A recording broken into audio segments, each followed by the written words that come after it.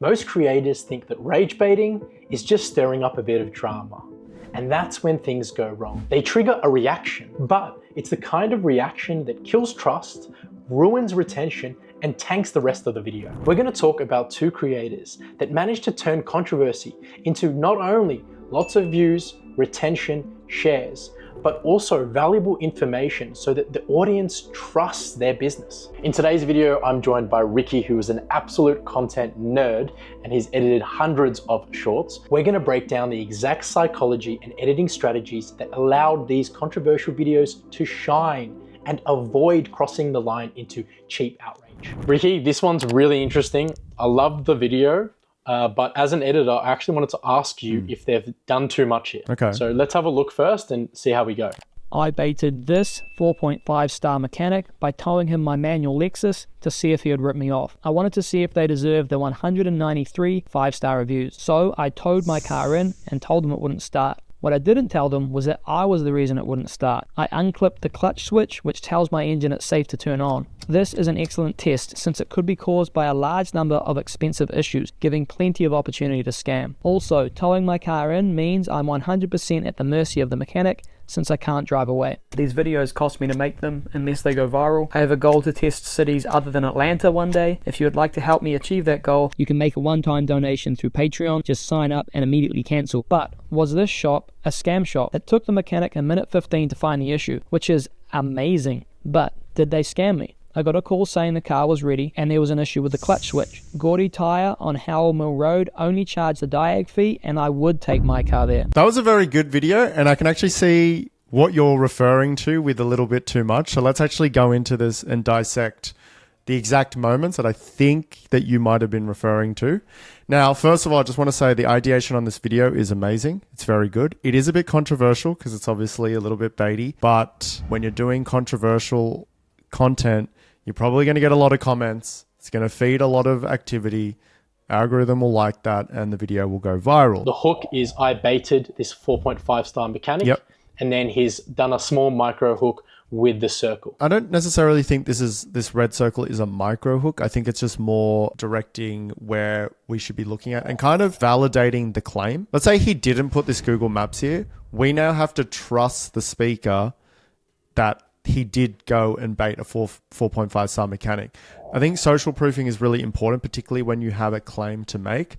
And I think what he's done here is really good. He's actually now shown in Google Maps. This is straight screenshot out of the app. This is good for me. So now he does what we call exposition, or the setup of what's about to happen. Basically what he's trying to do is he's taking his car to a mechanic to see if they actually deserve their 4.5 star rating. Now this is a really, really, really good idea because for people like me, and I know Rod as well, we love looking at reviews on shops or restaurants.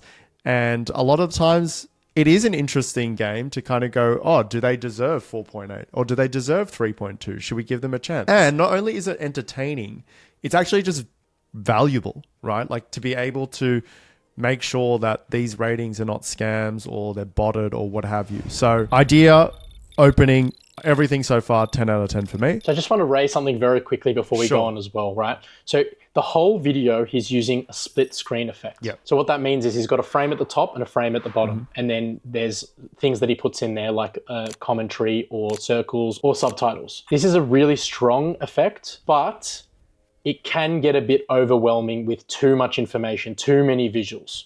So this frame in particular, right? So he's got a circle and then he's got some writing in the middle and then he's got shout out to Westside Atlanta Towing. What do you think about this as a frame? Is it too much? Yeah, great point. I think this is probably where I'm going to start to get a little bit critical of the video. I think this double visual is becoming too much. Now, you can definitely do it.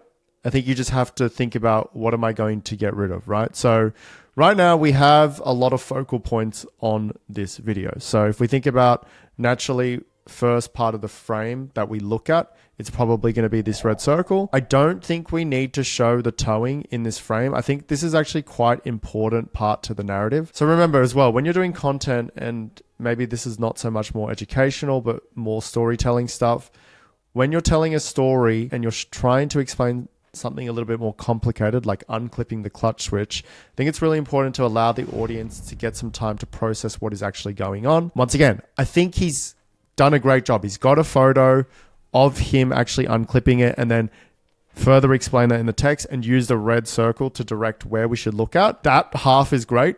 But then we've got this towing, and then shout out to Westside Atlanta Towing. I think here we're starting to get too much information on the screen. Unclip the clutch switch, which tells my engine it's safe to turn on.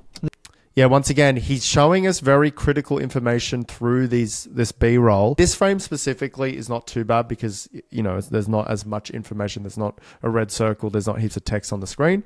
So I think this is fine. This is an excellent test since it could be caused by a large number of expensive issues, giving plenty of opportunity to scam. The voiceover is really good. You know, like I said, the narrative, the ideation, all that stuff is really good. Also, towing my car in means I'm 100% at the mercy of the mechanic. I guess the question here is, how important is the towing to the narrative? What do you think, Rod? The towing is completely irrelevant in my opinion. Yep. I think it's maybe a clip that you can show a very, very quick frame, but he spent a lot of time showing the towing, right? And when you have a video like this, that's idea is great, his voiceover is great, his journey and narrative is just really, really good, but he's explaining some technical things. Right? So when you're explaining technical things and you're potentially teaching new things to the audience, keep it very simple, keep it very clear. And when you have too much going on with the visuals, there's a danger of it not being clear anymore and me just getting confused and skipping past. Chronologically as well, if you think about it, like we are watching the mechanic get into the car. If we were to think about the timeline of the story, the car is already at the mechanic. We don't need to see the towing process. One thing that's coming to my mind is that on TikTok particularly, I'm sure it happens on Instagram and YouTube, but I've noticed it mostly on TikTok. This new generation of content creators love to do a double split screen piece of content where they have something at the bottom. Usually it's like a game, someone playing Minecraft or some racing car game, and someone is talking. Now, this is just a psychological hack, right? So if anyone's out there thinking like, why do people actually do that and why does it actually work? Is because our attention spans these days are so short. So basically, if we're getting through a really boring part of an explanation from someone, the backup plan, I guess, is the person playing Minecraft or the car. And then when the person starts talking about something interesting again, you can switch your attention. Perhaps this guy is doing some sort of strategy like that. It's very possible. But for me personally, I don't think he needs to do it. He's already got himself a great idea. He's got himself great storytelling, voiceover. I think he's overdoing it, to be honest. I agree. Anyway, the rest of the video is fairly similar. We still have this like split screen. Now, I think this is quite interesting, putting this in, because he's talking and then it's like a side tangent of like, oh, by the way, a homeless person broke in. I think this is where it actually makes sense to do the split screen because he's talking about something, but it's like, oh, by the way, without actually having to say it on the voiceover, my car got broken into. In my head, I would have thought that plays into the mechanic's review as like, oh, it's not a safe place to leave your car, or they didn't put a lot of effort in their security to make sure people don't break in and stuff like that. So, and also there's just not much happening in the top part of the screen either, so you can get away with this. So this is probably one situation where the split screen does work. And then basically he's just wrapping it up at the end, closing the loop. It's really important to close the loop in particularly with narratives. So remember, are they worthy of the 4.5 star review? He tried to see if they were going to scam him. They found the same issue. He feels like it's a reasonable amount of money to charge for the labor. So for him, he then gives the approved. Even though it's a little bit controversial, I think it's really good. I think a lot of businesses will benefit from this, particularly if they're not out here scamming. They get a little bit of credibility, and this video goes viral, then people will definitely be jumping on board and probably giving them more 5-star reviews in the future. So yeah, I think this video is really good. I'd probably give it a 9.5 out of 10, and the 0.5 out of 10 is just because that towing and too much information on the screen. This might be my favorite product video of the year. Guys, look here. These are 2 Kelly Minis made of lizard leather. To buy them from boutique, you have to spend at least $100,000 US. And considering these are not regular styles, so you will need some luck, some low self-esteem, very much money and very much patience to beg the condescending sales consultant to allow you to pay 100,000 US dollars and to wait for 2 years for them to make this bag for you. But to buy from us, it's just 2,300 US dollars each. And we make these bags with exactly the same material, the same leather, the same hardware, the same quality, and the same craftsmanship. If you watch my previous videos, you will know. So now, what do you say? 2,300 US dollars or 100,000 US dollars and bagging? Yeah, that was actually a very good video. I like that one. That was So this probably is the like an favorite one I've obvious seen. case of comparison style content, right? And for me, this is the style of content for products that works the best. Why do you think that is? Like, why is comparison so powerful? Well, we're all consumers, right? And as consumers, we always want to get a good deal. No one ever wants to feel like they've been ripped off, right? That's why product review YouTube channels, TikToks, Instagrams, what have you, they all do so well because so many people are searching for these answers. Generally, someone with authority, in this case, this guy, aka Bag Bestie. I love that name. Bag Bestie 1, actually.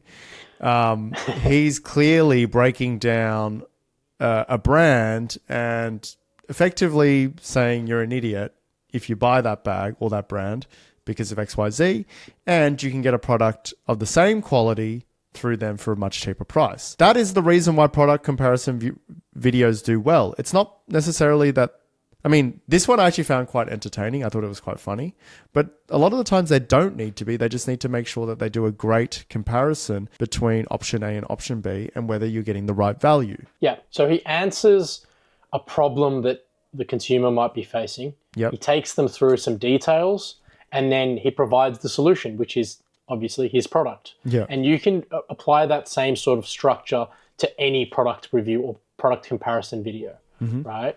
He's taking a little bit more of a riskier step on directly naming and shaming like other brands. So you don't necessarily need to go down that road. You can do this level of comparison video with brands without naming and shaming them, right? You can say this competitor or this alternative does this, right? But I think the key point here is the fact that he's taking you through the journey that you would already be looking for when you are buying a product. Because like at the end of the day as well, we also got to remember that watching content is also an experience. Generally speaking, you want people to have a good experience when watching a video. Even though you're providing value, you also want them to have a good experience. I actually really like the sound design in this video. It was a little bit more laid back. It had a bit more of a, I guess, cute theme to it. But remember, it is talking about bags. So probably more female-based audience, and they'd probably more relate to that sound design. It was kind of like cute music and then also cute sound effects and like cute visual effects as well. And even for me, I thought that was like, it just worked really well. And this just goes to show that even if you are just trying to throw straight value, you can put a little bit of effort, you can put a bit more detail into the experience that you provide for the viewer. Because for me, not only did I get good knowledge out of it, I felt really satisfied watching that video, and I kind of now want to watch another video, not because of the value, because I want to see if the production is like this across all videos and he has that same comedic element to it as well. Like, you know, small things like condescending sales consultant and his head is using a fishbowl effect, just little things like that. For me as an editor, I really appreciate, and even though they're not super technical elements, they do go a long way into the overall finish of the video. One thing I've learned recently as well is when you've got props in front of you, especially in comparison videos, your background or what you're wearing or what you're doing shouldn't detract from what's in front of you, right? Because you want that to be very clear. So one very small detail, which is probably overlooked most of the time, he's not wearing any other colors. He's got a very clear green and he's a very clear blue,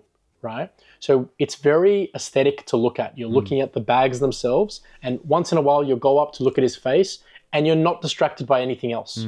It's just him and the bags, right? I think that's really important in retention as well, because you're not overwhelming the viewer and it's also clear what you're talking about. You're talking about the two bags that are in front of him. Yeah, that's actually really important that you bring up color. Something that's very underrated and something that probably we don't talk enough either. What is the focal point of this video? It's the 2 bags.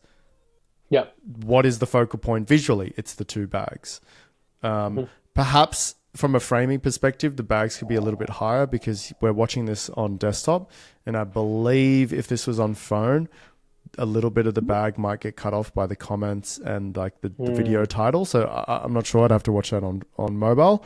So that's another consideration that you should always make is, does my focal point of the video not get interrupted by the UI of the social media platform? So that's probably the only thing that's concerning. But yeah, as you said, the color makes it really easy for us to follow. And it's also important, like another thing that I always talk about, particularly with Rod when he's presenting, I'm always like, when you're on a white back wall, don't wear a white shirt because we want to create depth between you and the wall. So he's actually wearing a dark shirt for once. He actually listened to me. So these little things, yes, they don't make or break the video, but they are 1%ers.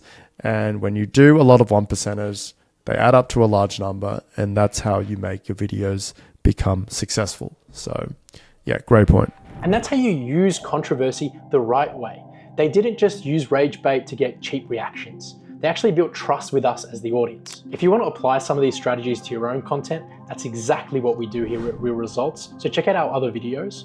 We also work with businesses and personal brands to not only expand and grow their content, but also to drive real business outcomes. Check out the link below or send us an email and we can work together.